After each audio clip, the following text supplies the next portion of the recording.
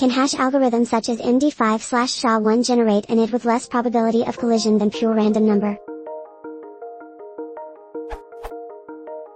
I have an application which uses a hash algorithm, currently MD5, to generate a unique id in a database table. The hash is calculated based on some fields of a row, but nothing checks that calculation, for when those fields are changed later on, the id of that row doesn't change. Now I want to change the code to add some new features, while generating a purely random number for the id could simplify my work a lot. It's a long story to tell why it is much easier for me to generate that id before I'm able to get all the necessary fields content for the hash algorithm. I know that usually the programming language's own random generator generates pseudo-random number, but I'm using Python's random.systemRandom, which uses operating system's cryptography level true random generator, so I believe it should be the same collision probability comparing with generating the id with hash algorithm. Is my understanding correct? If not, why?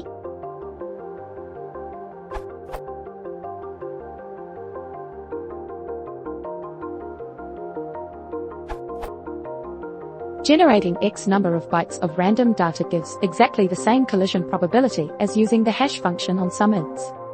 Assuming the columns you're using the hash function on are themselves unique, you haven't made mistakes doing number 1. I would recommend using the system's cryptographic random number provider, because you've probably made mistakes. Here's an easy one. Your system concatenate column 1 and column 2, and hash the result. You can guarantee you'll never ever do this on those values of column 1 and column 2 ever again. Never. What about when column 1 equals ABC, column 2 equals def, versus column 1 equals ab, column 2 equals cdf? Those would create the same hash function. So who would you trust more to give you random data? Yourself? Or a team of operating system developers including cryptography experts and decades of research and experience? Smile. Go with the system's cryptographic random function.